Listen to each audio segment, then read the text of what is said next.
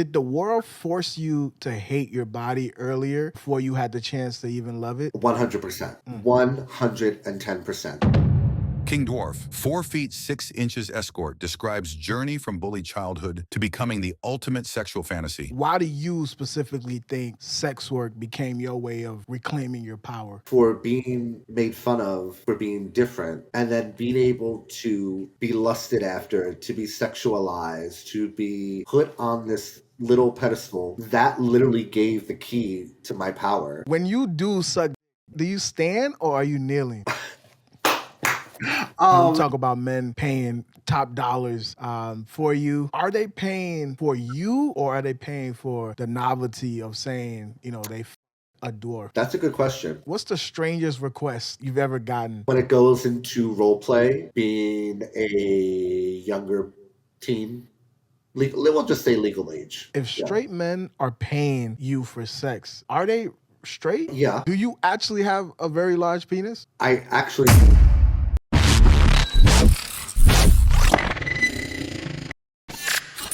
You've been very vocal about how, sex work give you power.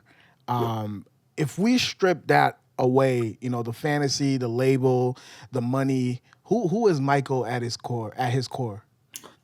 Michael was definitely the kid that always wanted to just be accepted, have a lot of friends, have people to turn to, and I was this like always outgoing, wanting to fit in because I was different, like guy, and for the most part, I didn't find that until very and it's kind of like the same story that many queer kids can relate to. We don't find ourselves until we find others that are just like us. So I was navigating a highly toxic, like masculine, like all boys school, dealing with my queerness, and then being able to actually like fit in finally and find people who were like myself and different, including dwarfism, queerness, what like so many different factors. But yeah, that's like how I truly, at the core, like that's who Michael is. Yeah. At what age would you say you really found yourself? I would say probably into my early teenage years. Okay. That's when I was really going through the motions. I was like, I'm around these guys that, they like girls. Do I really like girls? Or why am I finding myself more attracted to the dudes? And, like that was a part of my story. And then I felt really weird and not normal and like kind of ostracized, especially when the dwarfism as well on top of it. And I was just kind of like, you know, is there going to be anyone else like me? So, and then that's when I went on this like journey of like, self discovery, how I'm going to like, find myself and also just like find my place in the world, especially with all like the bullying and, all that. Yeah. And was that journey a little difficult? That It definitely was. There was a lot of like dark depressive moments where like I didn't want to really I was an introvert at my core, and I didn't really want to be when I was younger. I didn't want to be like socializing. I always had this like I was just kind of I think I had that like PTSD of just like the bullying, and I was different, and I think feel like every other like person my age would make fun of me back then. So yeah, I kind of like just was very introverted and stood to myself. yeah. We talked about the bullying, and it makes me think about how the many ways that people grow up to deal with their childhood trauma. Mhm. Why do you specifically think sex work became your way of reclaiming your power? It was so it was it was really powerful because um giving myself that sexual identity Mm, unlocked so much power. And for somebody, again, it goes back to for being made fun of for being different, Mm. and then being able to be lusted after, to be sexualized, to be put on this little pedestal, no pun intended again, like to be put on this pedestal and be um like sexualized, be lusted after, be a fantasy of someone's. Hmm. Like that literally gave the key to my power. I was like, wow, here I was crying my eyes out when I was like a teenager, young kid. And now in adulthood, I am being, paid for to spend time with somebody, because of who I am, because of my dwarfism and my body. So, like, to do a full 180, Mm. it's crazy powerful, you know? Yeah. I mean, this next question you kind of answer a little bit, but Mm. I wonder if it was a choice or a product of survival. It was definitely it was a choice. I won't say it's a product of survival because that'll be I don't want to make it seem where it was like a final option and there's people that actually do have to do this for survival. So I am Hmm. blessed and I am lucky that this is not pure survival. But this was something that I really delved into once I did OnlyFans, and I found other creators who were sex workers themselves, and it was kind of like, listen, like this is something that um, especially being different all your life, this is how I got the power back, Yeah. and I heard so many different ideas from so many different other creators and people in the industry that I was like, you know what, this is something that I can definitely look into. And so, in addition to everything, this was an avenue that I went down because I wanted to, and the results were amazing. I remember you talked about how uh, they made fun of your size and you Yeah, used to starve yourself, so you don't be called a fat dwarf. yeah, Um, yeah. and I wonder if did the world force you to hate your body earlier before you had the chance to even love it? 100%. Mm. 110%. The world put into my head that I was different, that every little thing, like, was going to be magnified. If I put on weight, that was going to show because I was a dwarf and my body was small. And then, like, kind of like, damned if I do, damned if I don't, I was a dwarf on top of it. So anything else, like, whether it was a sport, whether it was something that I was not going to be able to do because my body cannot do that. Mm. You know what I'm saying? Yeah, So it was kind of like one strike, against you're me. out. Yeah. And then it really took a lot to get me on that like onto that loving journey. So what do you think hurt more, the name calling or the fact that nobody protected you? Um I would say the name calling. I would say kids that were just so ignorant. I think we lived in a day and age back then where it was still that time where people were ostracized because they were different. And I mean there was like kids were just cruel. I mean, kids are still cruel now. It's worse Mm. with social media. But I mean, you know, I wish there were more people protecting me. I mean, my parents at the end of the day did do the best that they could, but again, they couldn't go to school with me physically. Of So it course. was like, and I remember them even saying that. It was like, we could do everything to protect you in our home, but, the world, I can't always be physically next to you. You know what I'm saying? To quote you, you refer to your school days as dark and traumatic. Can you think of a moment back then that you remember that just haunts you to this day? Probably for the most like PG rated or just a G rated, like being in the locker rooms was definitely different, Mm. So unfortunately, like, I think just being so exposed for being different, down to your core, down to your very body, when that's probably the most traumatic. And then I remember like there was a moment in second grade, even earlier, going back before that, I mean, that's when like you're a teenager, you're super hyper fixated on your changing body. That's one traumatic moment, and I think another one was when I was in second grade, and my teacher, like, I went to the bathroom, I went to use the restroom, and that was kind of like a setup so she could talk to like the other kids. I'm sorry if there's background noise. Um, and she could talk to the other kids about like why I'm not growing. Mm-hmm. And it was like done unbeknownst to me while I was going to the bathroom. So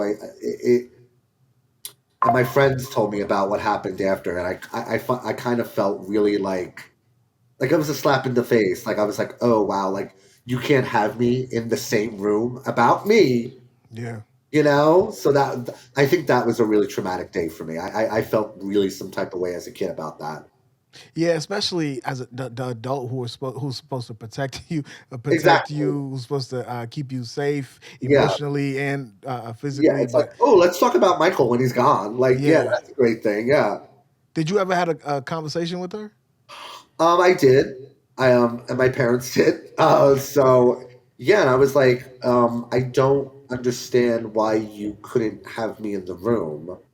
You know, I think I get it that you kind of wanted to like just put the kibosh on it and, let the kids like answer all the kids' questions and maybe, and then she did say that she was afraid that they were going to say things in front of me that I necessarily didn't want to hear.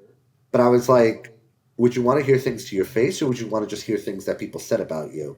Mm-hmm. You know what I'm saying? I was like, I want to hear things straight to my face. Because you were at 12, 13 at that time, right? Yeah. Um, do you how proud do you think that 12, 13-year old kid is of Michael now? I think he's really fucking proud of me. Mm, I really think that um, he's a kid who was so scared of the world, and now he's seen how I'm making it in the world, and he's really fucking proud of me.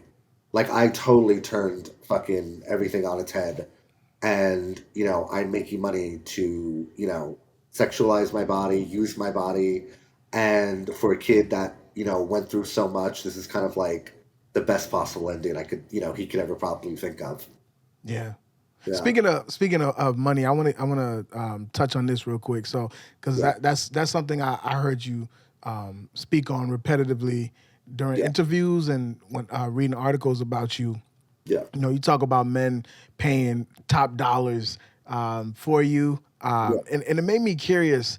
Are they paying for you, or are they paying for the novelty of saying, they fucked a dwarf? That's a good question. Um, because I get so many like paranoid. I'll get like really socially conscious people, and they're like, I'm not, and they get to know me, and they're like, honestly, it did start off as like a fantasy, and once I saw you and your ad, I was like, I wanted to reach out because like who doesn't want to fucking like fuck a dwarf? That's like your fantasy, and I was like, sure, why not? And but at the end, like once we started communicating, they were like, I genuinely feel this connection with you, and I want to spend time with you. Take Mm-hmm. the dwarf factor out now. It's like I really want to just get to know you. Mm. And so, it's happened. That's happened so many times where they're like, they want to get to know Michael, but they also want to have that sexual experience that they're not going to be able to find anywhere else. Really, I mean, Yeah. Do you allow that to happen? Do you allow men to get to know Michael personally? I do, I do. Okay. Why? It's just companionship. Mm. There's men that just really want to connect, and they sometimes they can't find it Mm-hmm. elsewhere. And this has been told to me several times, and they're just like, um, I want to have a connection like past just the sex, and I'm more than open to that. It's I can't interesting to tell hear you you how say many it. times where like sex wasn't even involved, and they've just seen my work and they've just seen everything that I've done online, and they were like, I just genuinely wanted to like meet you and talk and be able to. And when they're with me again, like you said, and with these women, they can just freely talk. Let me tell you, it's why sex workers know all their secrets. Like we Yeah. know so many fucking secrets. It's insane. Yeah. I mean, y'all are technically therapists. It's essentially, yeah, yeah. Yeah. Yeah. Now, I know we're talking about fantasy. Does it ever feel like, you know, you're just a category of somebody's porn search history sometimes? Because Um, they want you for their darkest sexual curiosities. oh yeah, completely. And I mean, at the end of the day, it's a job. So, I mean, do I get offended by it? No. I mean, I walk into that room knowing exactly what is expected of me, what's going to happen, what this Mm, really is. So it's not like I'm going to think of it as like a date or something. You know what I'm saying?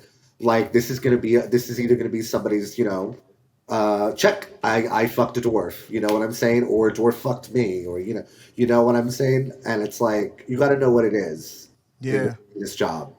You I'm know. curious. What's the strangest request you've ever gotten?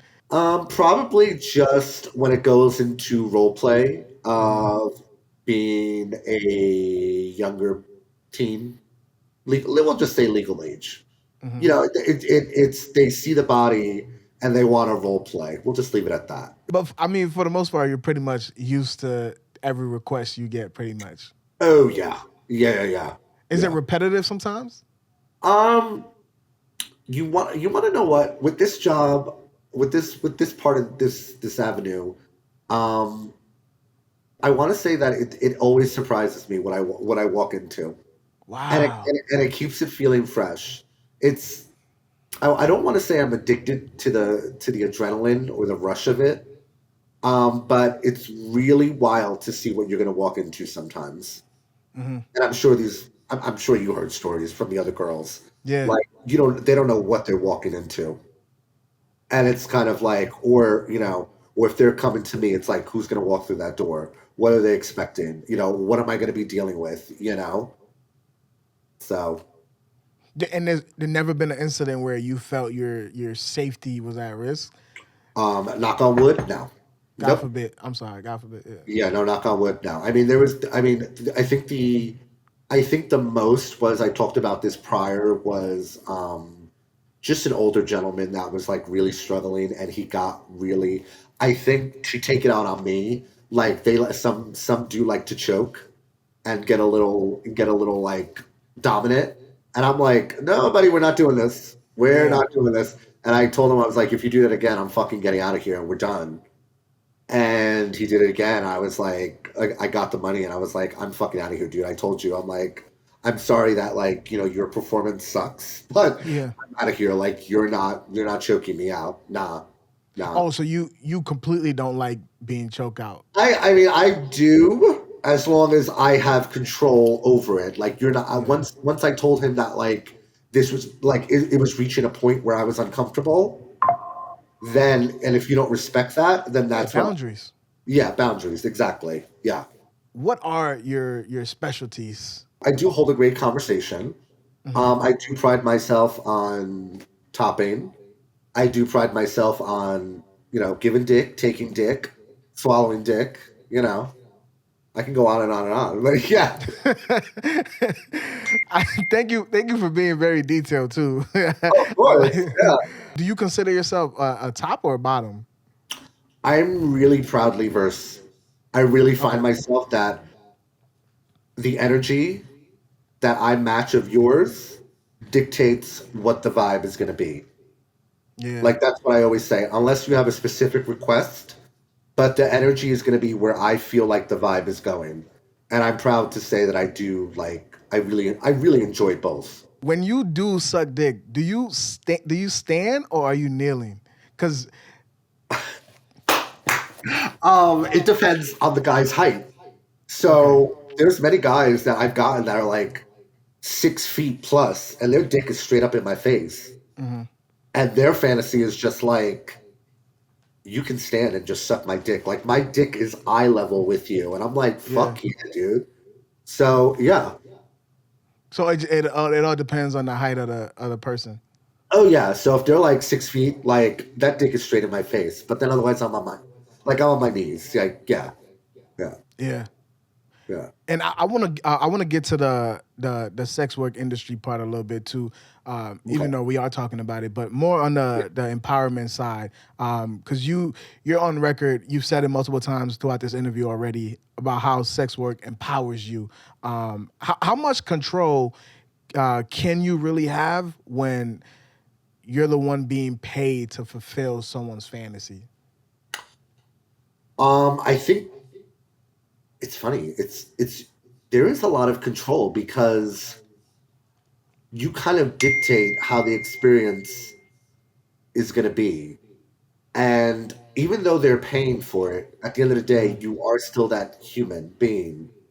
And you're going to have boundaries. You're going to have hard no's. You're going to have hard limits.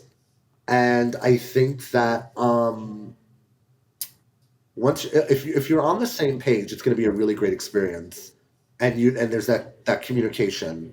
But if you come in thinking that you're going to do whatever you like just because you're paying for it, and you have no regards for that person's limits, comfort level. I think that's when the power goes back to me, and I'm gonna like, you know what, like I'm done. Like I'm not Mm. doing this. Mhm. You know, I mean, I think it takes. I really think it is all about communication, Mhm. and I mean, there's very few limits. Like this job surprises me every day. Like we were just talking about. So it's gonna take a lot for me to say no. But I mean, I think at the end of the day, it's the ball is kind of in my court at the end of the day, even Yeah. though that they're paying. Yeah. And and speaking of pain, does it ever make you feel like you're a product because they're paying to experience your body? Um, it makes me a product. No, I kind of feel like again, it goes back to feeling like a mini celebrity, especially if they've seen my stuff, they've seen my work, Mm. they've like lusted after me. They're like, it's like I'm getting a private one-on-one with, X celebrity out there. Would you still feel empowered if you weren't being paid for this? Um, if I wasn't being paid, probably yeah. That's when I feel like it goes into OnlyFans territory because Okay. then that's when I'm like, I'm really showing off my body. And although I'm not being directly paid, I'll post it, obviously, and my OnlyFans makes money. Hmm. But still being lusted after through the screen, whether I'm doing something solo or with another content creator, that is still very much powerful. It's like you are watching my shit Yeah. and, still putting me on this fucking pedestal and like, Pedestal. Yeah. yeah. What do you think the darkest secret about this industry that no one talks about your industry that no one talks about? Um, I would probably say no one talks about the mental health aspect enough Mm. because it's a lot. Clients can be a lot. This industry could be a lot. I'm sure the girls. I've talked to girls on the opposite spectrum, and you got to have that you got to have that support circle and the friends that either do it themselves too, or that can honestly listen and be there for you, because some of the shit that you got to deal with to make that coin could be a lot. I've read you said before that you wanted to be a voice for the Dwarf community, and Oh, it makes me wonder if you've communicated with other people. If do they share any sentiment about them being proud of you? How do those conversations come up or it's come about? wild. It's wild, because I would go, there would be times where because I do nightlife as well, and whether I'm dancing or hosting a party, I would get like OG fans of mine that were like followed me from like the very first day, and they'd be like, "Holy shit!" They're like, "I never thought that you would like that you would have like exploded," and Mm. for like I was this 18-year-old kid in my bedroom that was just camming and starting on cam sites and was extremely introverted because I was how I was treated on by the world. So I wouldn't be in public. So no one would put a face to me except behind the screen. So for me to finally now leaving New York, moving to LA, starting to travel the world, and doing these events, and getting these other, dwarves seeing me appear on shows like this and, other outlets, they're like, holy shit, like, you know, just I can't even imagine, how they tell me they're like even with my body, their bodies, they can't even imagine that I would go out there and be so unafraid to show my body, my dick, everything. Like they're like never in a million years would I have the self confidence to do that until I saw you. Hmm. And after like after I blew up, and then now especially that I'm out and about and people are putting a face to me and not just seeing me, on a screen, they're like, that's all I hear. That's truly all I hear is like, you gave me the courage to go, whether it be starting OnlyFans, to go on a self love journey. I was ashamed of my body, and I started hitting the gym, and I'm like, you know what, fuck it, like I'm gonna try and do what you do, and it's and I start crying because here It's I was, powerful. yeah, because here I was, this scared kid locked up in my room, not wanting to be out in the world because of my dwarfism and my body and just how self conscious I was. Hmm. Now I'm literally giving people, the courage to like to live, to not be afraid and to Yeah. change their lives like I did. Now, have you ever encountered others who say maybe you're reinforcing um, this fetish that they're trying to fight against from other Um, people? yeah. And Um, how do you handle those conversations? I kind of say, I'm are you I kind of hit them back with a question like, are you scared that I have what about my sexual identity scares you? I was like, what is your mental roadblock Mm, that I can't be a that I can't be a sexual being? Because where is your mind going? You know what I'm saying? Are you are you saying that, like, there was a post of mine that went viral because my boyfriend said he liked my proportions, and people were equating that with him like saying that I was a child, and I was like, what is in your mind that's saying that, like, where is your mind going that all of a sudden I am a child because I have a sexual identity? mm, And my boyfriend's saying he likes my proportions. If anything, I'm happy. I'm like, wow, like my boyfriend likes my body. So for the internet trolls to take it that far, that's a them problem. hmm.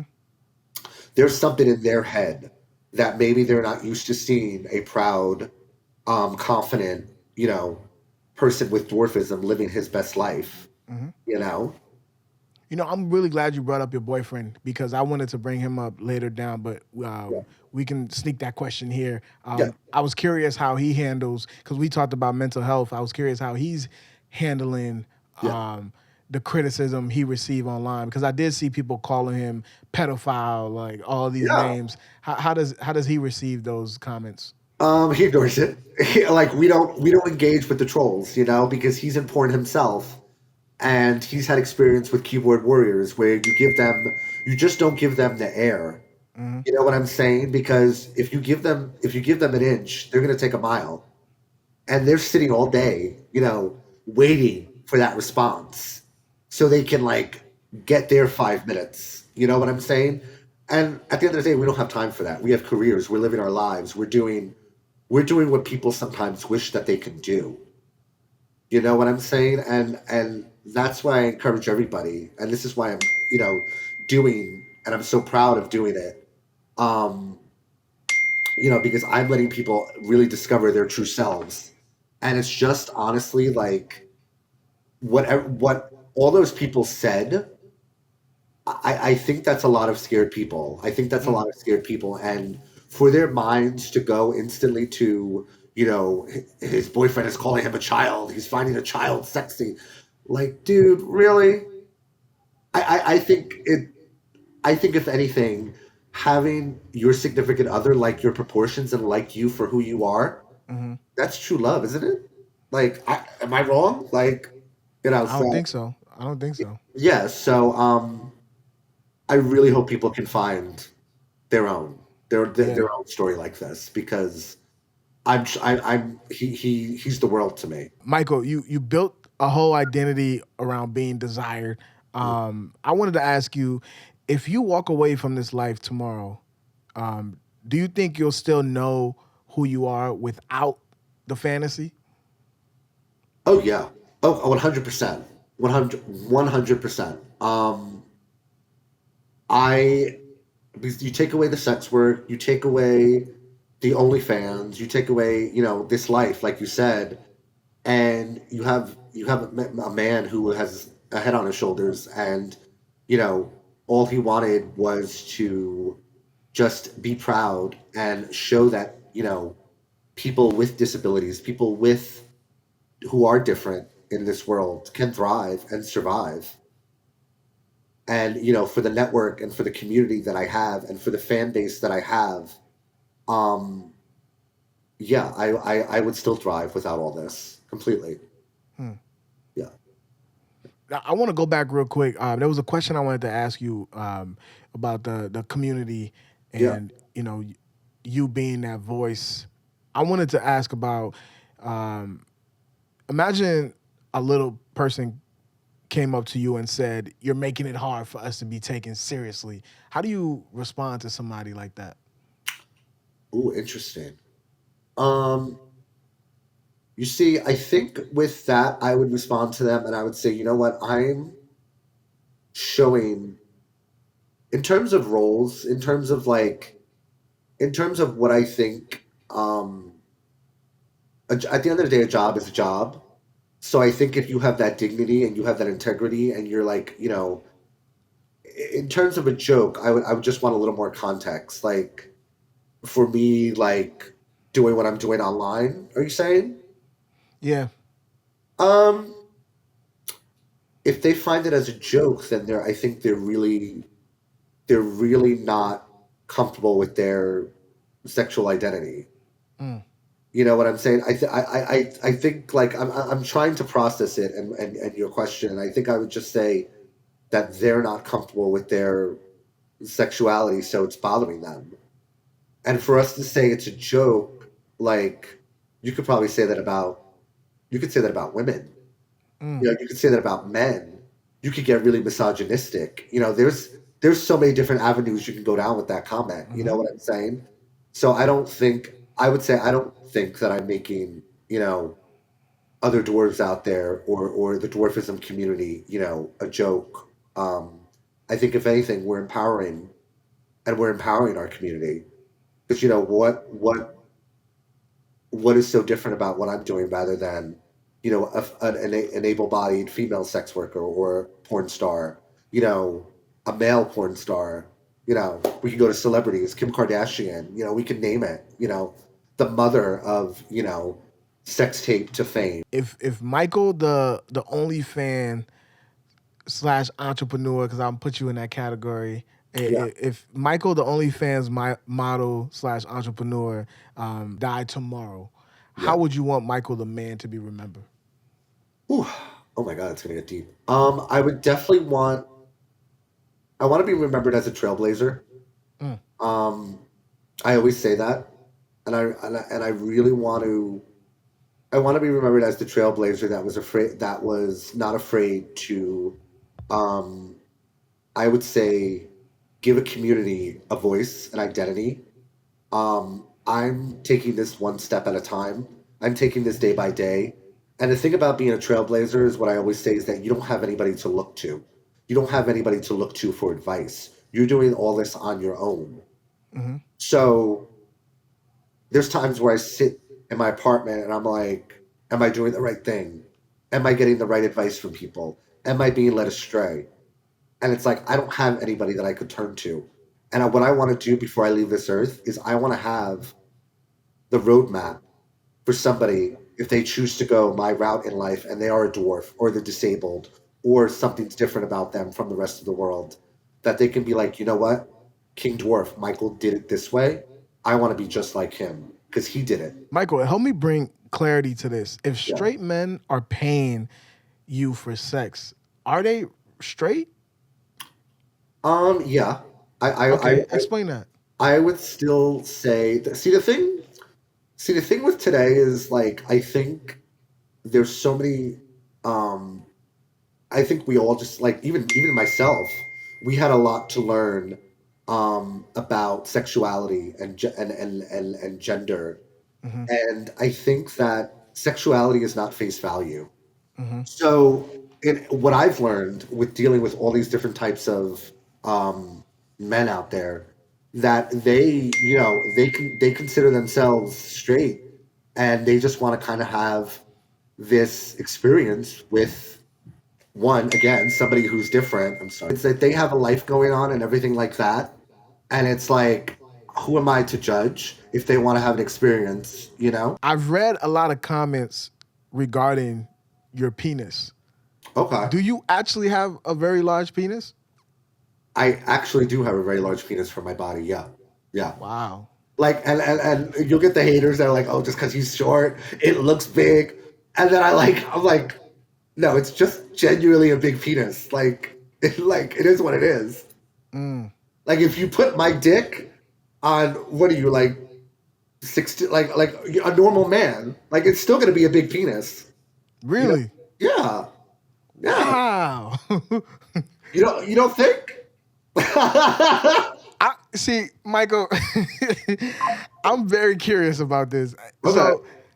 So if you take your penis Uh and huh. put it on, say me, put it on my body, Yeah, it'll be it's a normal sized penis, or would it be it's gonna be a more big, than average? it's gonna be a more than average penis on your body. Yeah, Wow. yeah, So you do have a big penis then. yeah. I do. Yeah, like people like for the most part, like when they meet, they're like, no, that's just a big fucking penis. Like no matter Wow. like for the people who are like, oh, it's because it's on your little body and it looks bigger than it is. Like no, it's a big dick. Like like like For a visual person like me, if I'm putting my hands up right now, can I get a gauge?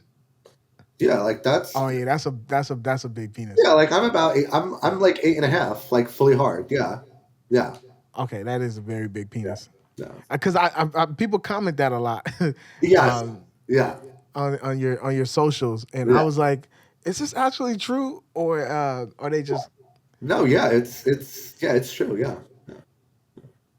I mean, wow? yeah, Do you get a lot of compliments about that?